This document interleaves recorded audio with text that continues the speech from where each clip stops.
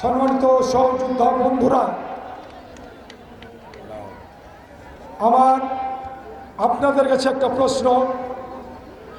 গত 26শে জুলাই এখানে একটি জনসভা হয়েছিল। এই জনসভা এটা নয়লাভাঙ্গা ইউনিয়নের বাংলাদেশের মাটির নয়লাভাঙ্গার ঘাঁটি।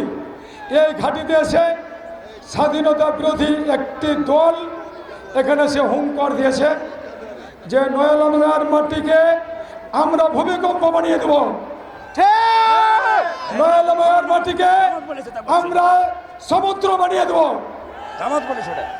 এটা কে বলেছে দেখেন।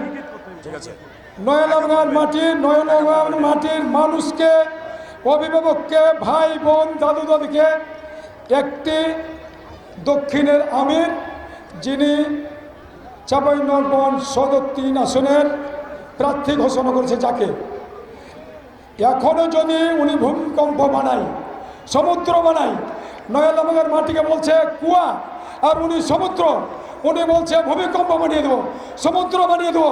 এটাকে নয়লাভাঙ্গার মাটির মানুষকে চান? আমার অনুরোধ, আপনি একজন সম্মানিত মানুষ, আপনি এইভাবে 71 সালে যেভাবে যুদ্ধ করেছিল, আপনি এখানে ঘোষণা দেখেছেন যুদ্ধে। আমি অনুরোধ করব, আপনি একজন সম্মানিত মানুষ, এভাবে হুঙ্কার না দিয়ে আমি অনুরোধ করব। চাঁপাইনবাবগঞ্জের মানুষের কাছে আমার প্রশ্ন যে ওনারা এখন থেকে যদি হুমকি দেয়, আমাকে আমাদের সাবেক সংসদ সদস্য লতিফুর রহমান ভাই একদিন মোবাইল করছে যে দয়া করে আপনার সাথে আমরা বসবো। আমি বলছি কেন বসবেন? সংগঠনকে নিয়ে বসবো। উনি কিন্তু অত্যন্ত ভদ্রভাবে বলেছে। একজন বলেছে যে আপনার বাড়ি গাড়ি পুড়িয়ে দেবো, একজন বলছে আপনাকে গুলি করব, একজন বলছে আপনাকে হত্যা করব।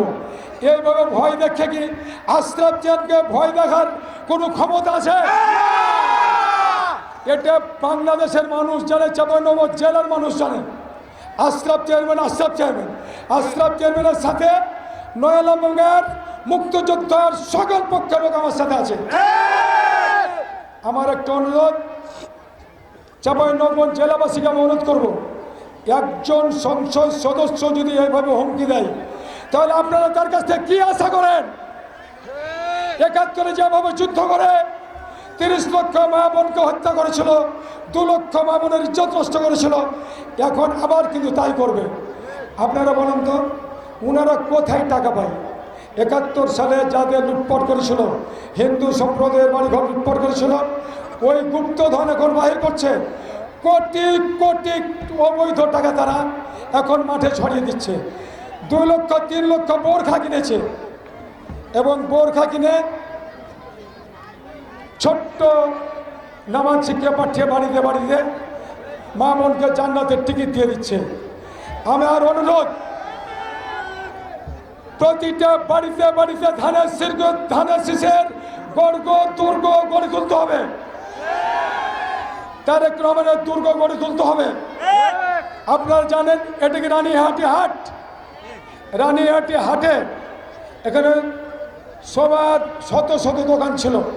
আমি যখন চেয়ারম্যান হয়েছিলাম তখন এটা একটা চাঁপাইনবাবগঞ্জ জেলার সবচেয়ে বড় বাজার ছিল। শত শত লোক এটা দখল করে রেখেছিল। আমি এটা দখল মুক্ত করেছিলাম।